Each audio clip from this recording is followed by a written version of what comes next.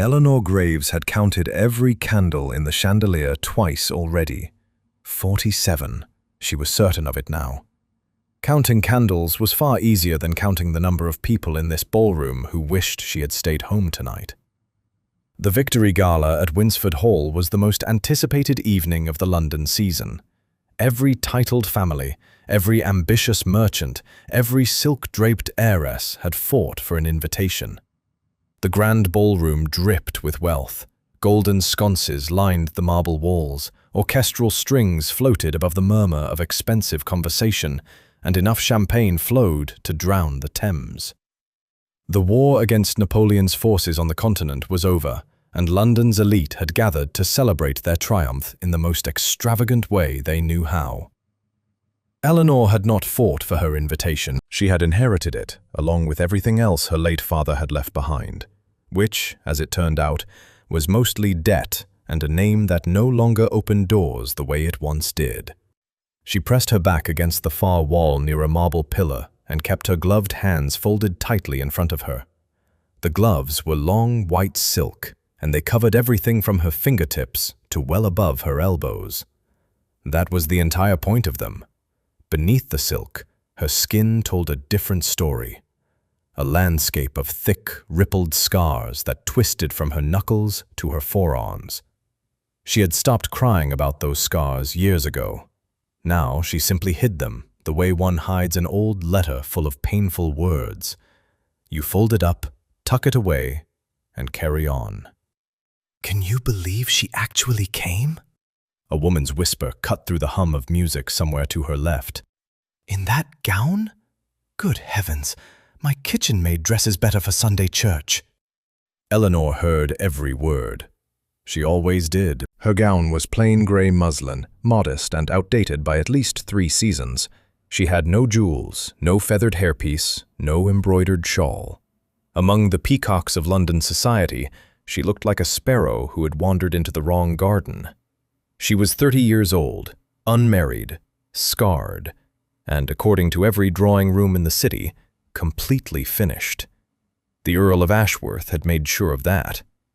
2 years ago, he had courted Eleanor with great public enthusiasm, parading her around his estate, introducing her to his mother, letting all of London believe an engagement was weeks away. Then, during a private dinner, he had seen her hands without gloves for the first time. His face had gone white. He had ended the courtship by the following morning, and made certain the whole city knew why. "Damaged goods," they whispered. No man of quality would take her now. Eleanor had not attended a single social event since that night. Coming here tonight had taken every ounce of courage she possessed, and she was already regretting it. She was about to leave when the front doors of the ballroom swung open with tremendous force. The orchestra stumbled, conversations dropped to half volume. Every head in the room turned toward the entrance at once, and the effect was immediate. A ripple of silence spreading from the doorway across the entire hall like a stone dropped into still water. A man walked in. He was tall, broad through the shoulders, and carried himself with the kind of authority that made the air around him feel heavier. His dark evening coat was immaculately tailored, his jaw was set like carved stone, and his dark eyes swept the room with a calm, deliberate intensity that made several women grip their fans a little tighter. A long scar ran from his left temple down to his jawline, a battle wound he wore the way other men wore medals. The Duke of Ashford.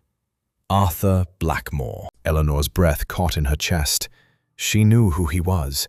Everyone in England knew who he was. The Duke had returned from the continent only 6 weeks ago after spending nearly a decade commanding infantry regiments through some of the bloodiest campaigns in recent memory. The newspapers had called him the Iron Duke of the Northern Valley.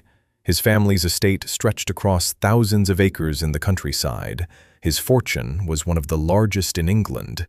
And the rumor that followed him like a shadow was simple. In 10 years of war, no one had ever seen him smile. He walked into the ballroom alone, No escort, no entourage. The crowd parted for him as naturally as curtains drawing open, and whispers erupted from every corner. Is he looking for Lady Pemberton? She's been writing to him for months. I heard the Duchess of Kent prepared her daughter specifically for this evening. If he so much as dances with anyone tonight, the engagement will be announced before breakfast. Eleanor watched him from her place against the wall with quiet, detached curiosity. Men like the Duke of Ashford existed in a different world from hers, a world of power and privilege and possibility. She would finish her glass, slip out through the servants' corridor, and disappear before anyone noticed she had been here at all. Then his eyes found her. Arthur stopped walking, completely. In the middle of the ballroom floor, surrounded by 500 of the most important people in London, the Duke of Ashford stopped moving and stared directly at Eleanor Graves. She froze. His expression changed. Something shifted behind those hard, dark eyes.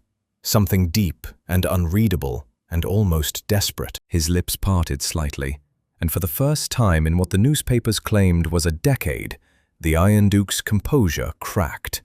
He moved toward her. The crowd murmured. Ladies stepped aside. Gentlemen turned to follow his path. He crossed the ballroom in long, deliberate strides, his gaze never once leaving Eleanor's face.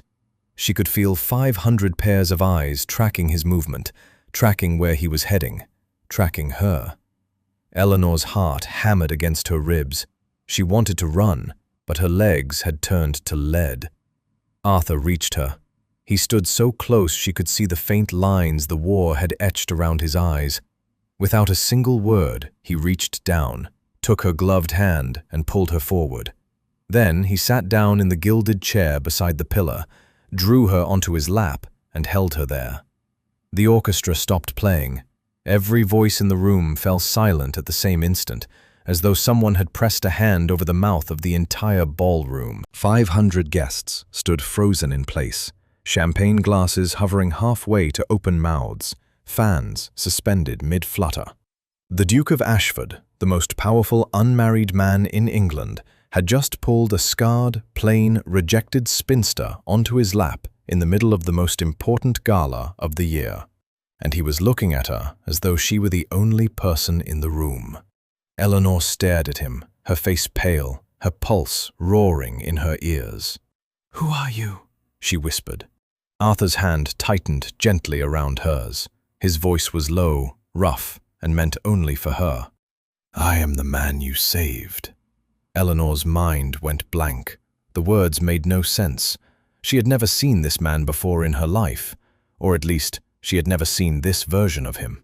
The Duke of Ashford, the most talked-about soldier in England, she would have remembered. "You are mistaken," she said, her voice barely steady. "I have never met you."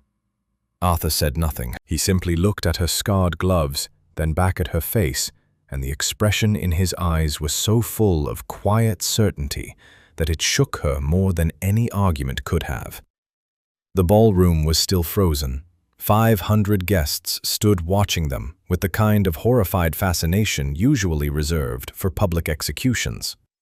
Somewhere near the orchestra, a woman let out a sharp gasp. A man cleared his throat loudly.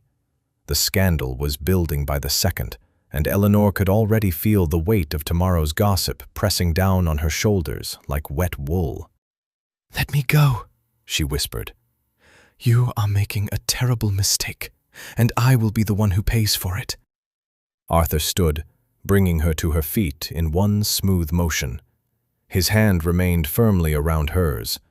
Before she could pull away, he turned toward the nearest corridor and walked, guiding her with him. His stride was calm and unhurried, as though he had all the time in the world and absolutely no interest in the 500 opinions forming behind them.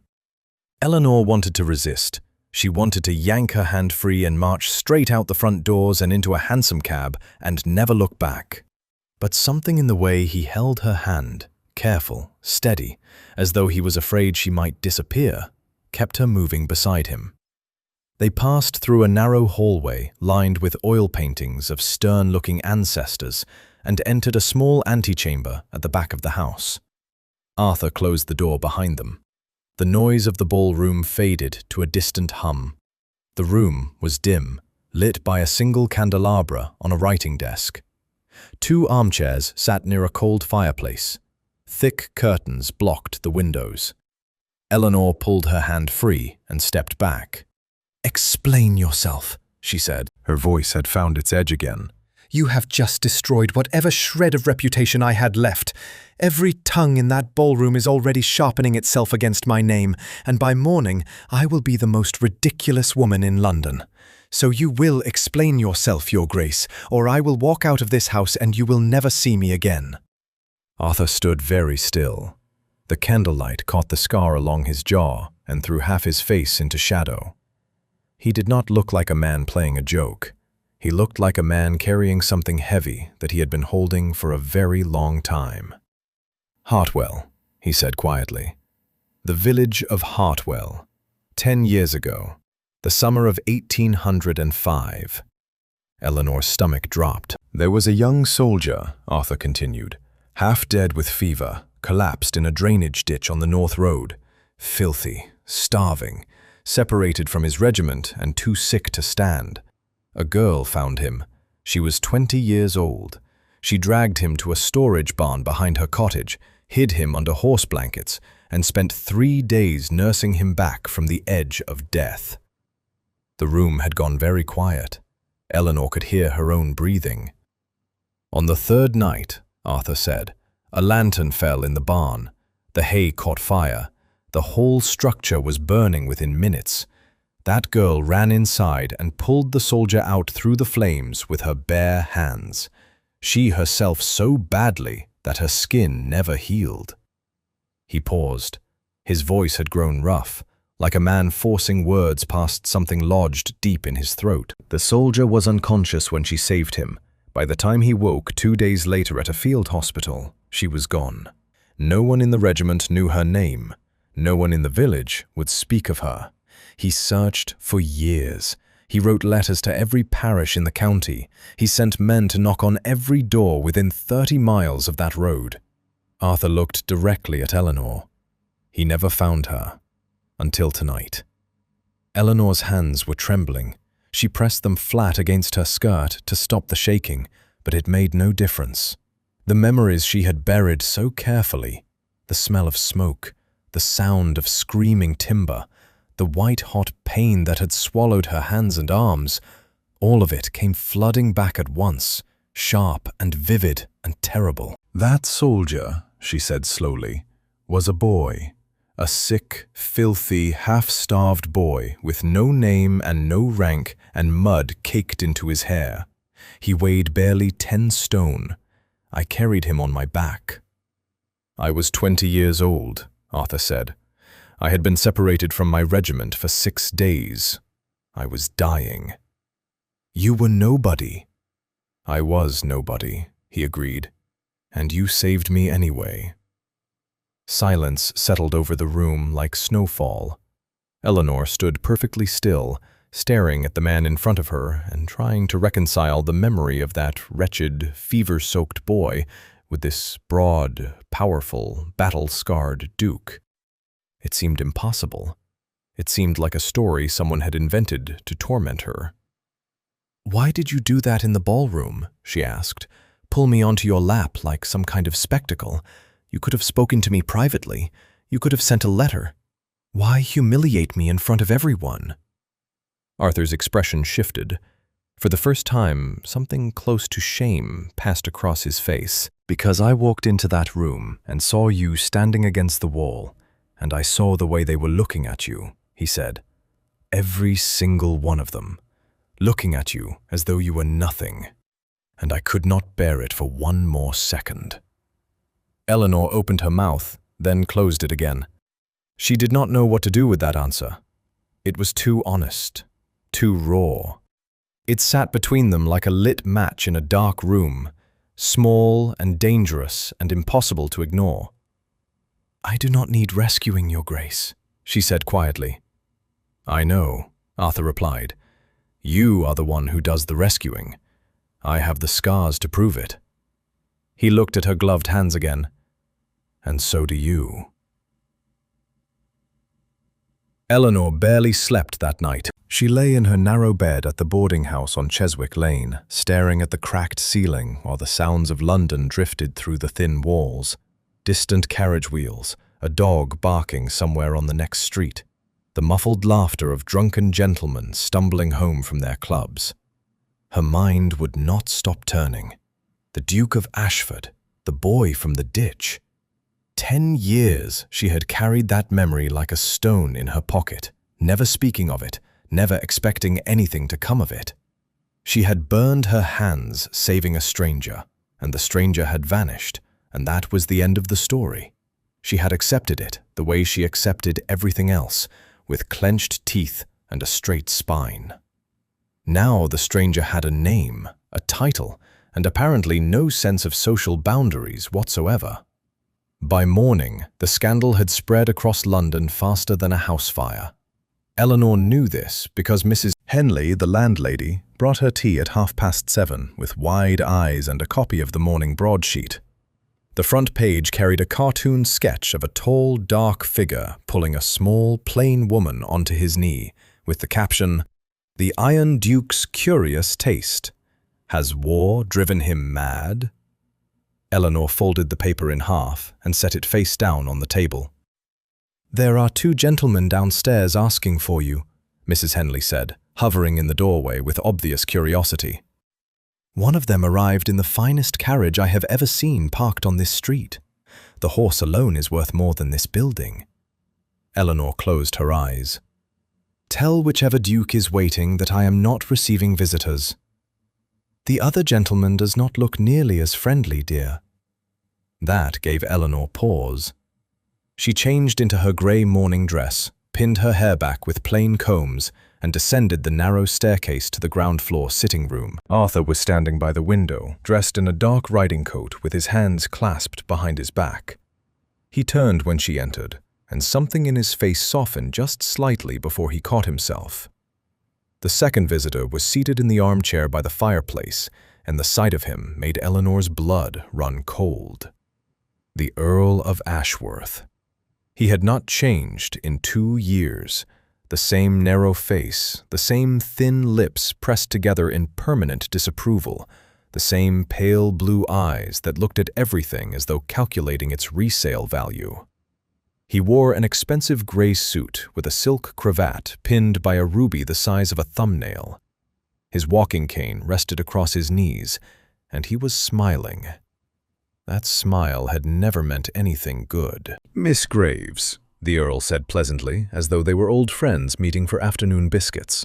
"How delightful to find you still in London. I had rather hoped you would have had the good sense to leave after last night's little performance." "What are you doing here, Lord Ashworth?" Eleanor's voice was flat and controlled, though her pulse had quickened considerably. "Business, I am afraid." The Earl reached into his coat and produced a folded document, which he placed on the side table with deliberate care. "Your father, God rest his troubled soul, borrowed a rather substantial sum from my banking firm in the year before his death, £4,000 to be precise.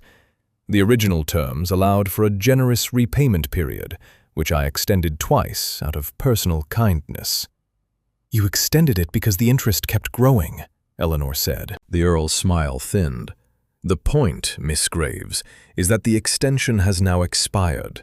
The full amount, principal and accumulated interest, is due by the end of this week. If payment is not received, my solicitors will begin proceedings to seize your remaining family property. The cottage in Hartwell, the land attached to it, and everything inside." The floor seemed to tilt beneath Eleanor's feet. The cottage in Hartwell was the only thing she had left. It was where she had grown up, where her father had practiced medicine before his debts consumed him, where her mother had planted the garden that still bloomed every spring despite years of neglect. Losing it would mean losing the last piece of her family that still existed in the physical world. "You cannot be serious," she said. "That cottage is worth a fraction of what you are claiming." "Then the courts will sort out the difference. In the meantime, the proceedings alone will ensure your name appears in every legal gazette in the city." The Earl glanced toward Arthur with open amusement. Though I suppose your name is already rather public this morning, thanks to His Grace's theatrical display." Arthur had been silent through the entire exchange. He stepped forward now, and the Earl's amusement flickered, just briefly. "How much?" Arthur asked. His voice was calm and quiet, in a way that carried far more weight than shouting. The Earl raised an eyebrow. "I beg your pardon?" "The total debt, interest included. How much does Miss Graves owe your firm? This is a private financial matter between myself and—" "How much?" The Earl hesitated, then straightened in his chair.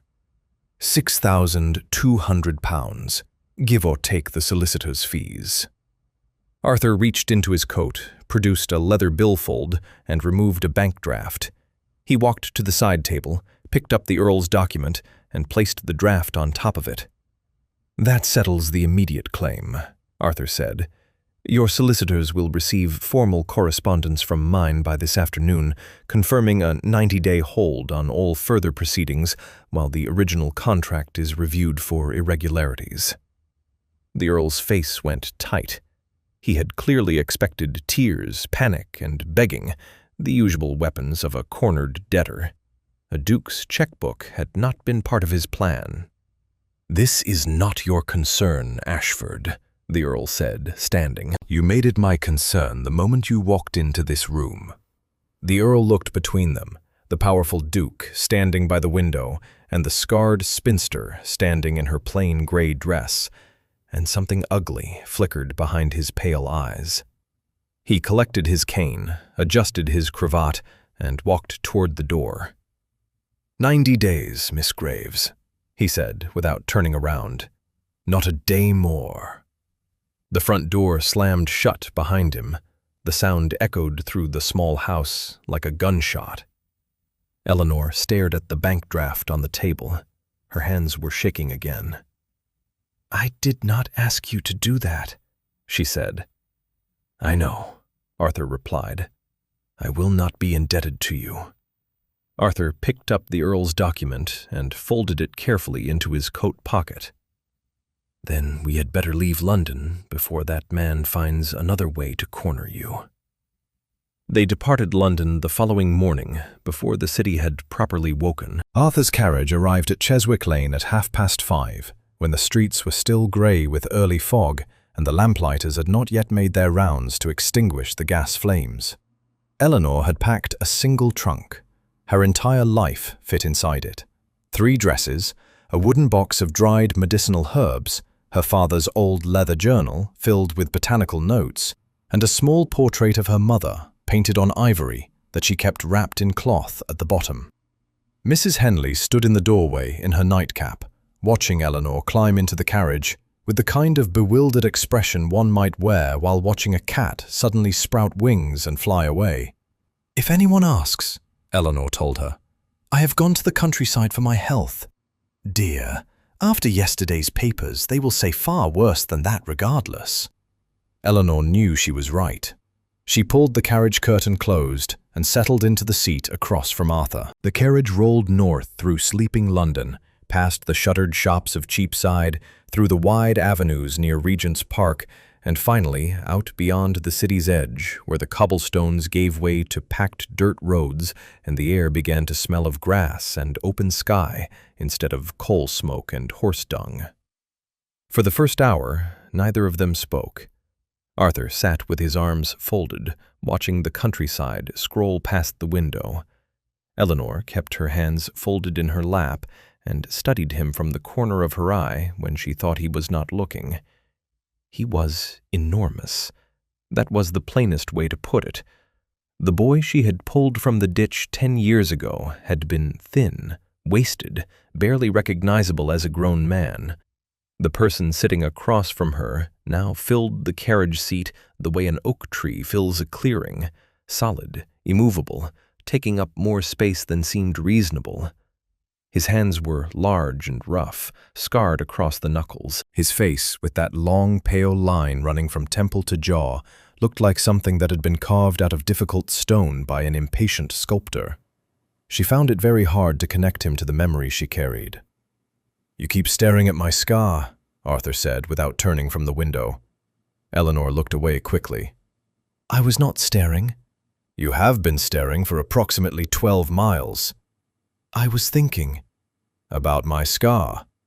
About how a half-dead I once carried on my back turned into someone who could buy out a man's banking firm over breakfast. She paused. That is a rather significant transformation. Arthur turned from the window.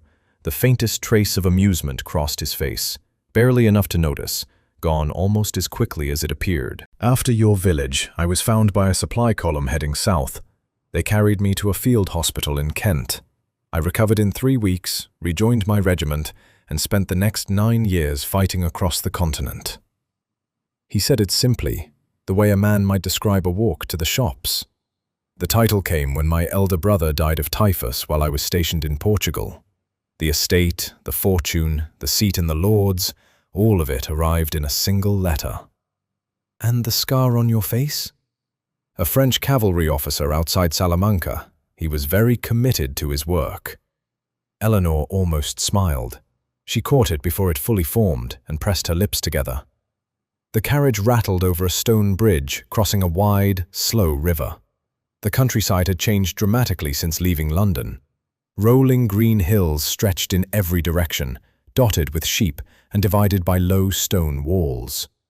Small villages appeared and disappeared between patches of ancient woodland. The sky was enormous here, pale blue and streaked with thin white clouds.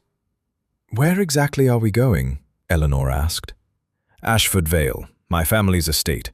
It sits in a valley about 40 miles south of the Scottish border. We should arrive by tomorrow afternoon. And what am I supposed to do at your family's estate? Whatever you wish. Eleanor studied him. That is not an answer. It is the only honest one I have. Arthur shifted in his seat, and for the first time she noticed something uncertain in the way he held his shoulders. I have no scheme, Eleanor. I have no hidden arrangement. The Earl is a vindictive man with a long memory and expensive solicitors, and London is his hunting ground.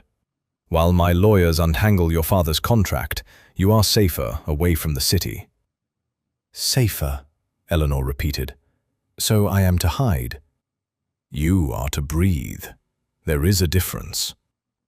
The carriage hit a deep rut in the road, and Eleanor grabbed the leather strap above the window to steady herself. Arthur reached out instinctively to catch her arm, then stopped himself and pulled his hand back. The gesture was small and awkward, and it told Eleanor more about the man sitting across from her than any speech could have. He was careful with her. Deliberately, consciously careful, the way one handles something precious that has already been broken once. They stopped at a coaching inn that evening as the sun was setting behind a ridge of purple hills. Arthur arranged separate rooms without being asked. They ate supper in the inn's common room, roast mutton, boiled potatoes, and bread that was slightly stale but warm from the oven. Other travelers glanced at them curiously. A duke eating supper in a roadside inn with an unmarried woman in a plain dress was unusual enough to draw attention anywhere outside London. "Tell me about the herbs," Arthur said over his plate. Eleanor blinked. "What?" "In your trunk, you packed a box of dried herbs. I could smell lavender and something sharper. Comfrey, perhaps." "You know comfrey by smell?" 9 years of battlefield medicine. I know every herb that can stop bleeding or bring down a fever. Eleanor set down her fork. For the first time since the gala, she looked at him with something other than suspicion. "My father was a physician," she said. "He taught me everything he knew about botanical remedies before his debts consumed his practice. I kept his notes. I kept his recipes. I kept every dried specimen I could preserve." She paused. "It is the only thing I am good at." Arthur looked at her steadily. "Then I think you will be very interested in what I have waiting at the end of this road." They arrived at Ashford Vale the following afternoon, and Eleanor understood immediately why Arthur had spoken so little about it. Words would have been inadequate. The valley opened up before them, like a secret the landscape had been keeping for centuries. Green hills rose on either side, their slopes thick with ancient oak and silver birch trees that shimmered in the afternoon breeze. A river wound through the valley floor, clear and unhurried, catching the sunlight in bright, scattered fragments. Stone farmhouses dotted the lower meadows, trailing thin ribbons of chimney smoke into the open sky. And at the far end, sitting on a gentle rise above the river, stood the main house, a sprawling, gray stone manor with ivy climbing its eastern wall and tall windows that reflected the clouds like rows of polished mirrors. The carriage passed through iron gates and rolled up a long gravel drive lined with chestnut trees. Servants emerged from the front doors before the wheels had fully stopped. A housekeeper in starched black, 2 footmen in matching livery, and a gray-haired butler who bowed so deeply his nose nearly touched his knees. "Welcome home, Your Grace," the butler said. Arthur stepped down and offered Eleanor his hand. She hesitated, then took it. The staff watched her descend from the carriage with carefully blank expressions, though Eleanor caught the housekeeper's eyes flicker briefly to her gloved hands. She expected Arthur to lead her inside. Instead, he turned away from the manor entirely. "Leave the trunk," he told the nearest footman. "We will return to the house later." "Where are we going?" Eleanor asked. "A short walk, 10 minutes." They followed a narrow path that led away from the main house, down the slope toward the river, and through a meadow thick with wild foxglove and yarrow. Eleanor recognized both plants instantly, foxglove for heart complaints, yarrow for wound dressing. Her father's voice echoed in her memory, naming each specimen the way other fathers named constellations. The path curved around a stand of old elm trees, and then Eleanor saw it. A stone building sat at the edge of the meadow where the ground rose slightly above the riverbank. It was old, perhaps 100 years or more, with thick walls built from the same gray stone as the manor house. The roof was solid slate. A wooden door, recently repaired and freshly oiled, stood open beneath a stone archway. 2 large windows flanked the entrance, their glass panes clean and new against the weathered frame. A chimney rose from the back wall, and a small walled garden extended from the eastern side, overgrown with herbs that had clearly been planted with purpose rather than left to chance. Eleanor stopped walking. Through the open door, she could see the interior. Wooden shelves lined every wall from floor to ceiling. A long oak work table ran down the center of the main room, its surface smooth and clean. Glass jars of varying sizes sat in neat rows on the upper shelves, dozens of them, perhaps 100, each one labeled in careful handwriting. A copper still for distilling plant extracts stood on a stone bench near the fireplace. Bundles of dried herbs hung from ceiling hooks, filling the air with a fragrance so familiar it made Eleanor's chest ache. Lavender, chamomile, elderflower, comfrey, rosemary, valerian root. She walked through the door slowly, as though stepping into a dream she was afraid of waking from. Her fingers brushed the edge of the work table. She picked up one of the glass jars and turned it in her hands. The label read Calendula officinalis, harvested June, dried whole flower heads.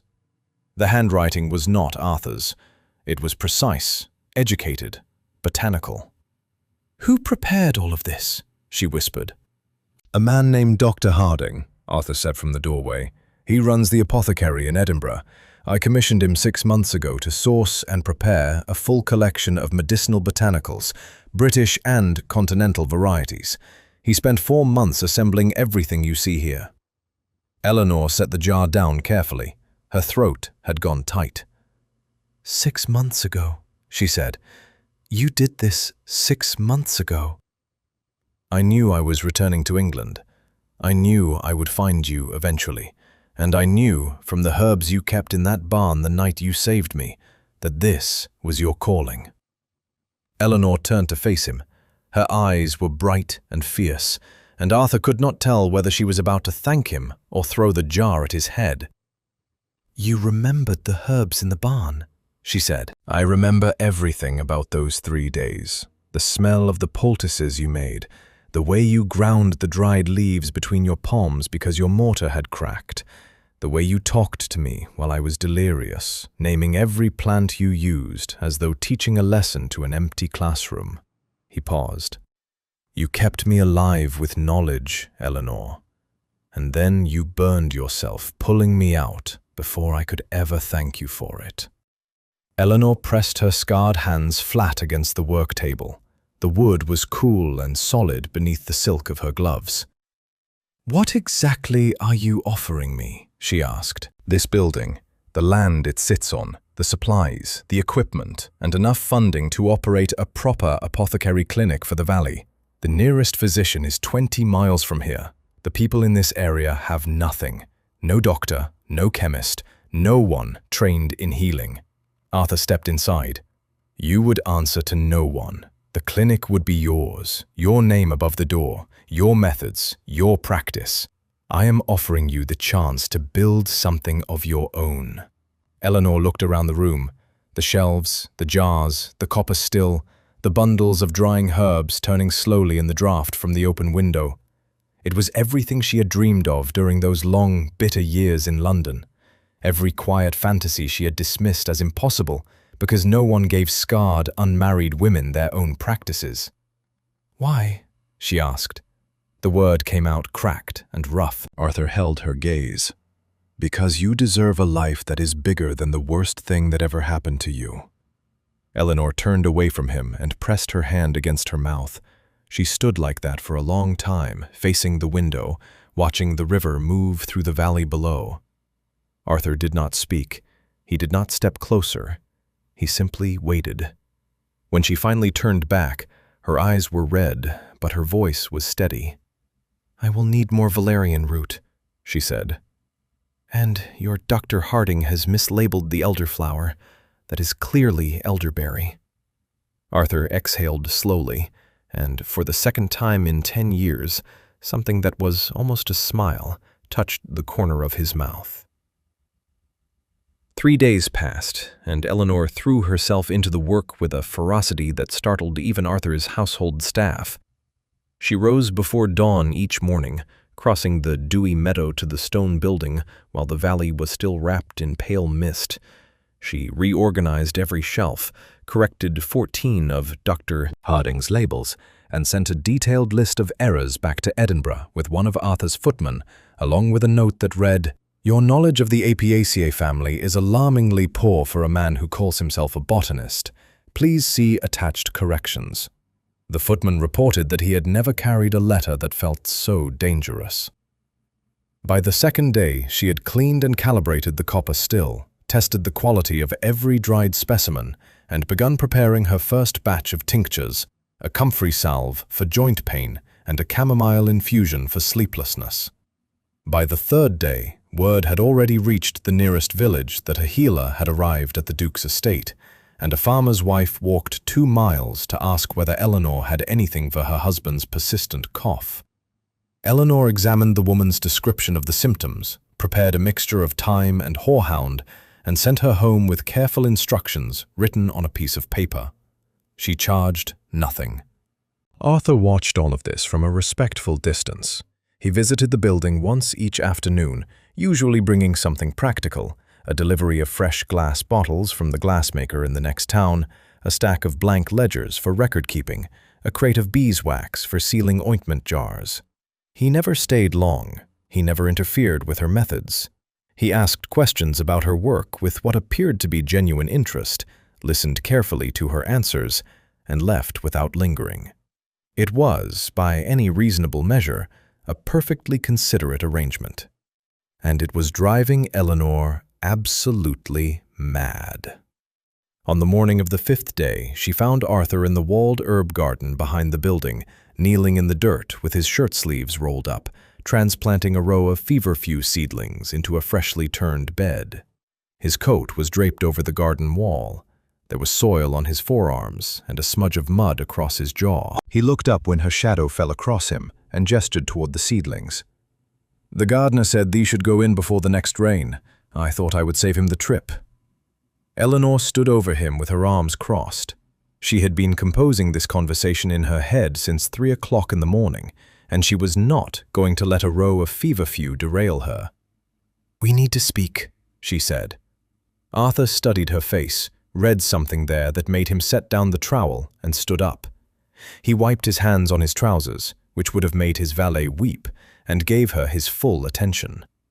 "Go on," he said. "Why are you doing all of this? You will need to be more specific. The building, the supplies, the funding, the feverfew." She gestured at the garden, the stone walls, the slate roof, all of it. "You have spent a considerable fortune constructing a life for a woman you knew for 3 days when you were 20 years old. 3 days, Arthur. You were unconscious for most of them. I am aware of the timeline.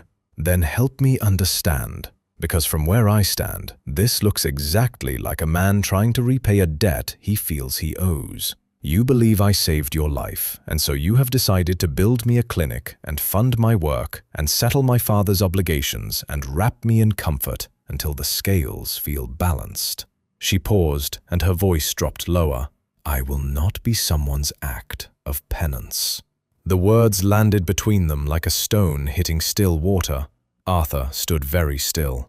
The breeze moved through the garden, carrying the sharp green scent of freshly turned earth and the sweeter fragrance of lavender from the beds along the south wall. "Is that what you believe this is?" he asked.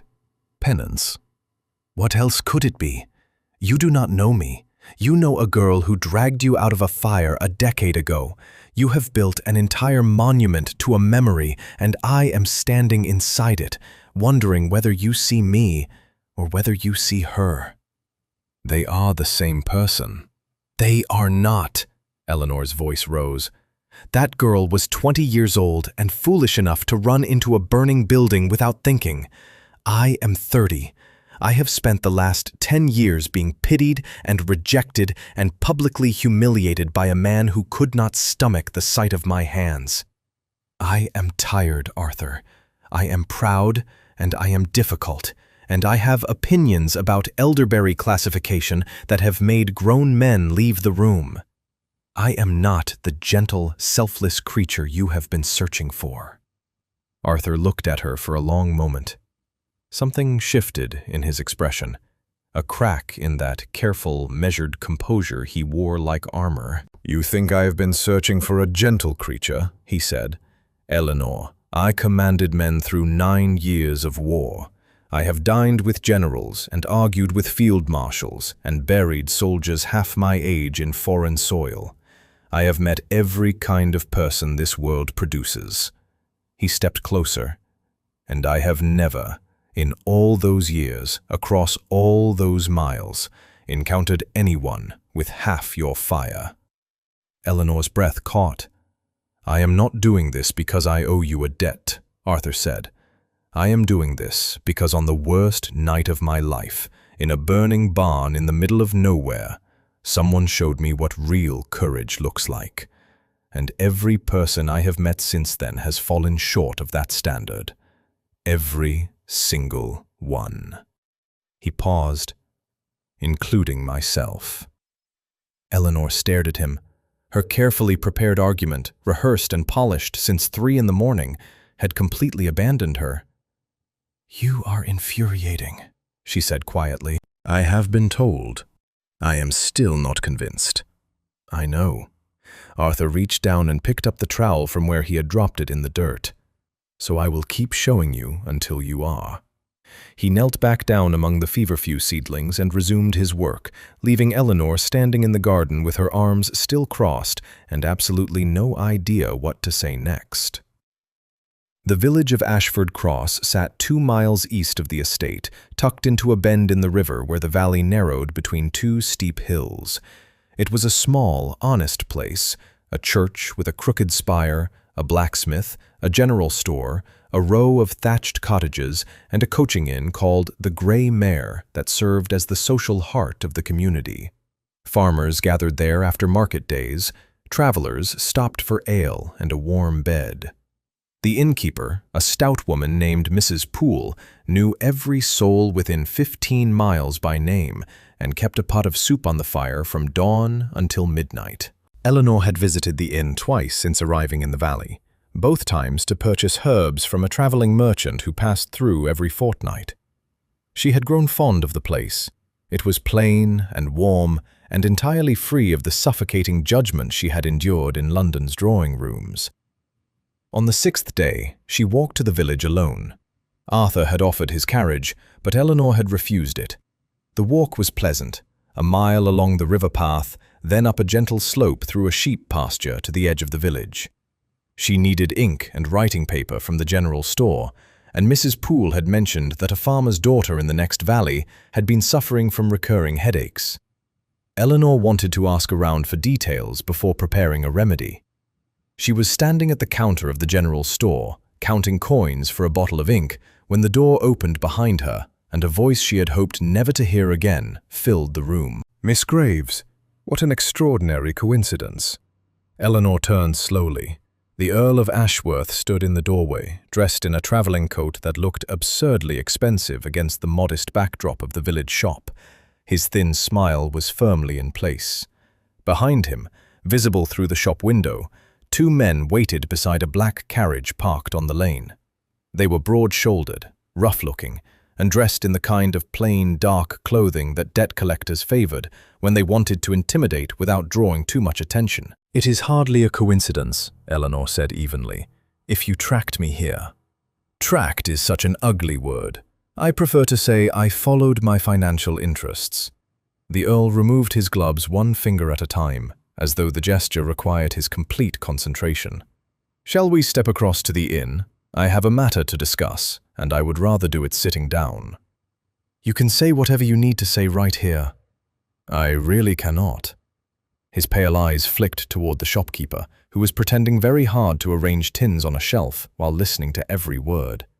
"It concerns your father's estate, and I suspect you would prefer the details to remain private." Eleanor hesitated. Every instinct told her to walk away, to return to the estate, and let Arthur's solicitors handle whatever fresh torment the Earl had devised. But the mention of her father, the casual, proprietary way the Earl spoke of him, as though he owned the dead man's memory along with his debts, made something stubborn flare up in her chest. She followed him across the lane to the grey mare. Mrs. Poole showed them to a private parlor at the back of the inn, a small room with a low ceiling and a single window overlooking the stable yard. The Earl sat in the better chair without asking, crossed one leg over the other, and produced a document from inside his coat.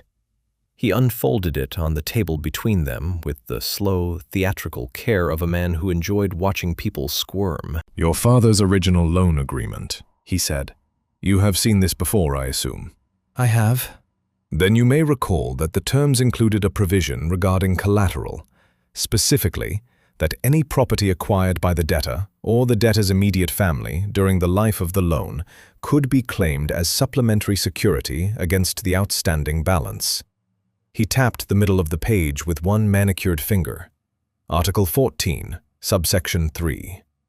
Eleanor read the passage he indicated. The language was dense and tangled, written in the kind of legal prose designed to confuse anyone without a solicitor standing beside them.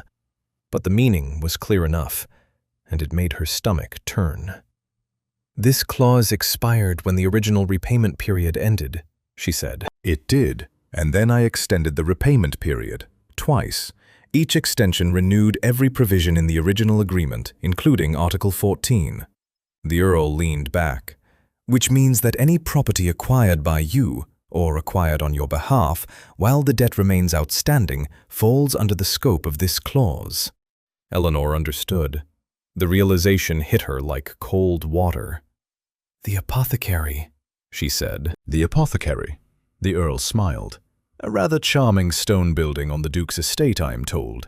Recently furnished, recently stocked, recently gifted to you by His Grace, all while your father's debt sits unpaid.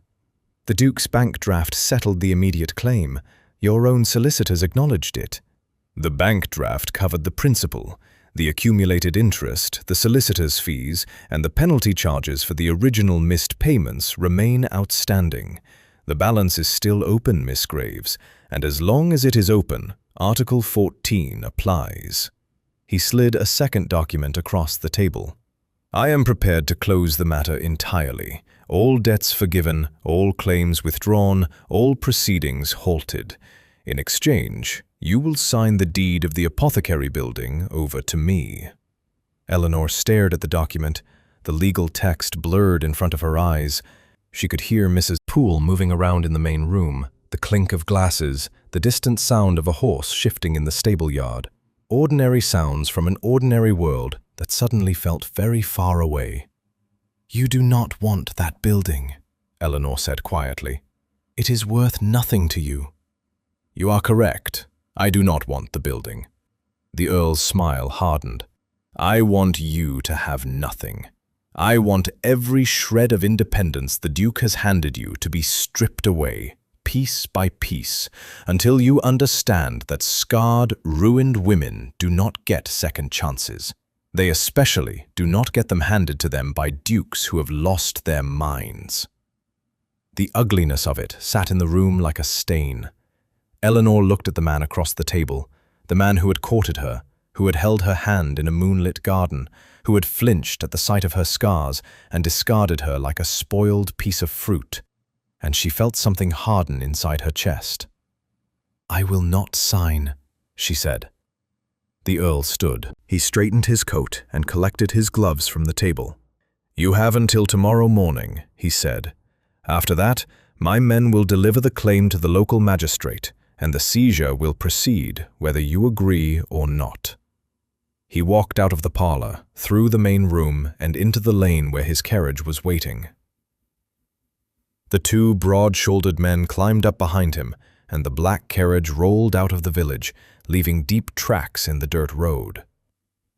Eleanor sat alone in the small room for a very long time, staring at the document on the table, with both scarred hands pressed flat against the wood. Eleanor did not tell Arthur about the Earl's visit that evening.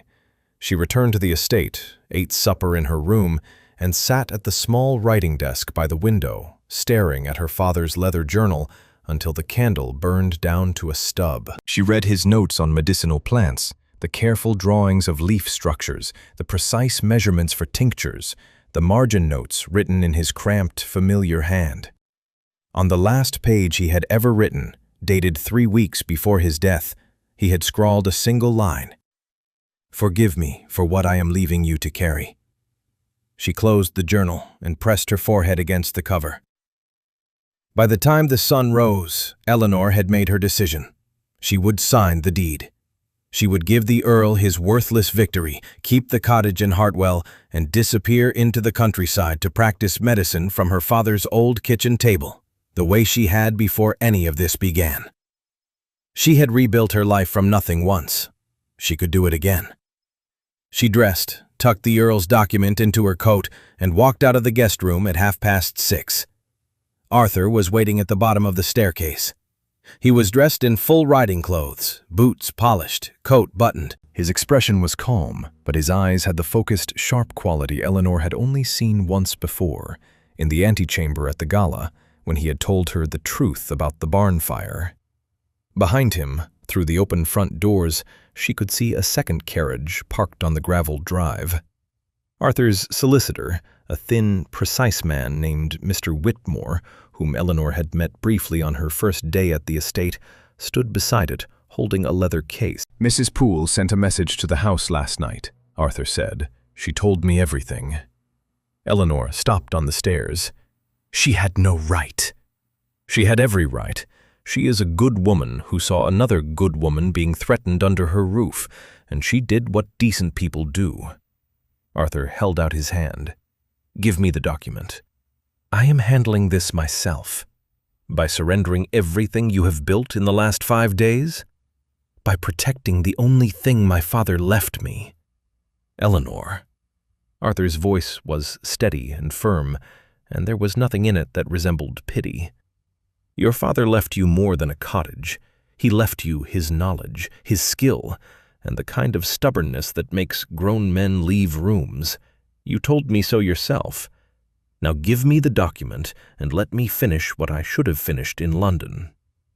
Eleanor stood on the staircase, one hand gripping the banister, the other pressed against the folded paper inside her coat. She could feel the weight of every choice she had made in the last week pulling at her.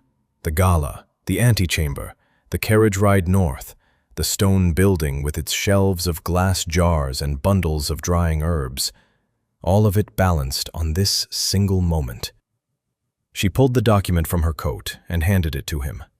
Arthur read it once, folded it into his pocket beside the original contract, and walked out the front door.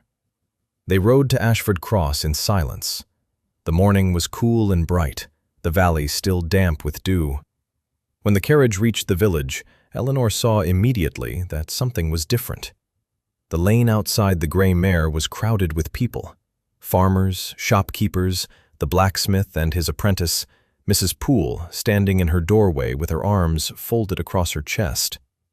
Word had spread overnight, the way it always did in small communities, passed from kitchen to kitchen like a shared loaf of bread. The Earl's black carriage was already parked at the far end of the lane. He stood beside it, with his two collectors flanking him, looking distinctly uncomfortable at the size of the audience that had assembled. He had expected a quiet, private capitulation. A crowd of witnesses had clearly not been part of his mourning. Arthur stepped down from his carriage. Mr. Whitmore followed, clutching the leather case with both hands. The crowd parted for them the same way the ballroom had parted a week ago, though the faces here were rougher, kinder, and far more interested in the outcome. "Lord Ashworth," Arthur said, stopping 10 feet from the Earl. His voice carried clearly across the square. "I understand you intend to file a claim against Miss Graves with the local magistrate this morning." The Earl's jaw tightened. "This is a private financial matter, Ashford. It does not concern you or these people. On the contrary, the property you are attempting to seize sits on my land, serves my tenants, and is operated by a woman I hold in the highest regard. Every person in this square has a stake in the outcome." Arthur turned to Mr. Whitmore. "Show him." The solicitor opened the leather case and produced a thick stack of documents bound with red ribbon. He placed them on a barrel that served as an improvised table between the two parties. "These are the complete transfer papers for the Ashworth Continental Banking Firm," Mr. Whitmore said in his dry, measured voice. "As of 6 o'clock this morning, the firm and all its holdings, debts, and contracts have been purchased in their entirety by His Grace the Duke of Ashford. The transaction was executed through Coutts Bank in London by emergency courier and is legally binding." The Earl's face drained of color. "You bought my firm," he said. "Every share, every ledger, every outstanding contract." Arthur reached into his coat and removed a single document, the original loan agreement between the Earl and Eleanor's father. He held it up so the crowd could see it. "Including this one." The square had gone completely silent. 50 pairs of eyes watched as Arthur gripped the document with both hands. "This debt," he said clearly, "is cancelled." He tore the paper in half. Then he tore it again and again, until the fragments scattered from his hands like dead leaves falling from a winter branch. They drifted across the cobblestones and settled in the dirt at the Earl's feet. Nobody moved. Nobody spoke. The Earl stared at the torn pieces of paper on the ground. His two collectors exchanged a long glance, then quietly stepped away from his side and disappeared around the corner of the inn. Their employer's banking firm now belonged to someone else. There was nothing left to collect. "Your carriage is still here," Arthur said to the Earl. "I suggest you use it." The Earl looked at Arthur. He looked at Eleanor, who stood beside the carriage, with her scarred hands clasped in front of her, watching him with an expression that held no anger, no triumph, and no forgiveness. He looked at the crowd of villagers who stared back at him with the plain, unimpressed faces of people who had seen rich men behave badly before and expected nothing better. He climbed into his carriage without a word. The driver cracked the reins and the black carriage rolled out of the village square and onto the north road, growing smaller and smaller until it disappeared around the bend in the river. Mrs. Poole was the first to break the silence. She began clapping. The blacksmith joined her, then the shopkeeper. The farmer's wife Eleanor had treated for her husband's cough, and one by one the rest of the square, until the whole village was applauding, and Arthur was standing in the middle of it, looking deeply uncomfortable with the attention. Eleanor walked to where the torn fragments of her father's debt lay scattered on the cobblestones. She knelt down and picked up a single piece. The ink was smudged and the paper was soft from tearing, but she could still make out her father's signature at the bottom, the last signature he had ever written. She folded the fragment carefully and tucked it into her pocket. Then she stood, walked to Arthur, and took his hand in full view of the village. She did not say a word. She did not need to. The day after the Earl's departure, it rained, a steady, gentle rain that filled the river and turned the meadows a deeper shade of green and drummed softly against the slate roof of the apothecary building where Eleanor worked alone through the morning. She prepared 3 batches of willow bark tincture, a fresh supply of comfrey salve, and a sleeping draught made from valerian and hops that she packaged in small brown bottles with handwritten labels. The farmer's wife from the neighboring valley had sent word that her husband's cough had cleared within 2 days. A shepherd from the hills above the estate had walked down that morning to ask whether Eleanor had something for the pain in his knees that worsened every winter. She treated him, charged him nothing, and wrote detailed notes in her ledger about the dosage and the expected recovery time. Her father would have done the same. The thought did not sting the way it once had. It felt, instead, like carrying forward something worth preserving. Arthur did not visit the apothecary that day. He stayed at the main house, dealing with the considerable paperwork involved in owning a banking firm he had never wanted. Mr. Whitmore had set up a temporary office in the Manor's library, surrounded by stacks of ledgers and legal correspondence that grew taller by the hour. Arthur's plan, as he had explained it to Eleanor the previous evening, was to dissolve the firm's most predatory lending practices, settle the remaining debts held by families who had been trapped in the same kind of arrangement as her father, and sell the legitimate portions of the business to a reputable London bank within the year. "You purchased an entire banking firm to tear up one piece of paper," Eleanor had said. "I purchased an entire banking firm because the man who owned it was a parasite," Arthur had replied. The piece of paper was simply the most satisfying part. By late afternoon, the rain had stopped, and the valley emerged scrubbed and glistening under a sky streaked with gold and lavender. Eleanor finished her work, cleaned her instruments, locked the apothecary door, and walked back toward the main house along the river path. The air smelled of wet grass and wild thyme, and somewhere in the trees above the meadow, a blackbird was singing the kind of elaborate, unhurried song that only came after rainfall. She did not go inside. Instead, she turned toward the estate gardens, a walled enclosure on the south side of the manor where someone, decades ago, had planted climbing roses along the stone walls and laid out gravel paths between beds of lavender and box hedging. The roses were in full bloom, heavy with rainwater, their petals flushed deep pink and creamy white against the grey stone. A wooden bench sat beneath an old apple tree at the far end, and Eleanor walked to it and sat down. She pulled off her gloves. She did it slowly, one finger at a time, the way she always did when she was alone.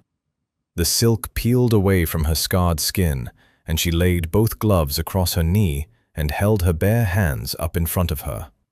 The scars were thick and pale, twisting across her knuckles and up her forearms in uneven ridges that caught the late afternoon light. She had hated these hands for 10 years. She had hidden them, cursed them, wept over them in dark rooms where no one could hear. A man had looked at them and decided she was ruined. She turned them over, palms up. These same hands had pulled a dying man from a fire. These same hands had ground herbs and mixed tinctures and healed a stranger's cough from 2 valleys away. These same hands had taken Arthur's hand in the village square that morning, in front of 50 people, without hesitation. She was still looking at them when she heard footsteps on the gravel path. Arthur came around the corner of the rose wall and stopped when he saw her. His coat was off, His shirt sleeves rolled to the elbow, and there was ink on his right hand from an afternoon spent signing documents. He looked tired in a way that had nothing to do with sleep, the deep, bone-level exhaustion of a man who had been carrying something heavy for a very long time and had only just set it down. He saw her bare hands and paused. She did not cover them. She did not reach for her gloves. She simply looked at him and let him see. Arthur walked to the bench and sat down beside her. For a while, neither of them spoke. The blackbird continued its song in the trees. The last of the afternoon sun slanted through the apple branches and painted moving patterns of light across the gravel. "I want to say something," Arthur said, "and I need you to hear it without arguing, which I realize is like asking the Thames to flow uphill." "I make no promises," Eleanor said. Arthur turned to face her. He reached into his trouser pocket and took out a simple gold ring. It was plain and unadorned, no gemstones, no engravings, no elaborate metalwork. It looked old, well worn, and loved. "This was my mother's," he said. "She wore it every day of her married life. My father gave it to her in this garden, under this exact tree, 35 years ago. He told her that he was a stubborn, difficult man with a talent for saying the wrong thing at the wrong time, and that she was the only person alive who made him want to be better." He held the ring between his thumb and forefinger, turning it slowly in the fading light. "I am not kneeling because of a debt," he said. "I am not kneeling because you saved my life in a barn 10 years ago. I am kneeling because you are the most extraordinary woman I have ever known, and I would very much like to spend the rest of my life arguing with you about elderberry classifications." He lowered himself onto one knee on the damp gravel. The garden was quiet. The roses dripped rainwater onto the stone wall. The blackbird had gone silent, as though even it understood the weight of the moment. "Eleanor Graves," Arthur said, "will you marry me?" Eleanor looked at him. This scarred, stubborn, infuriating man who had crossed a ballroom for her, faced down an earl for her, purchased an entire banking firm and torn up her father's debt in the middle of a village square for her. She looked at the ring in his hand, and she looked at her own bare hands resting in her lap, and she felt something she had not felt in a very long time. She felt whole. "Yes," she said, "on one condition." Arthur raised an eyebrow. "The elderflower in the apothecary stays labelled my way." Arthur laughed. It was sudden and full and completely unguarded, the kind of laugh that transformed his entire face and made him look, for just a moment, like the 20-year-old boy she had pulled from a fire in another lifetime.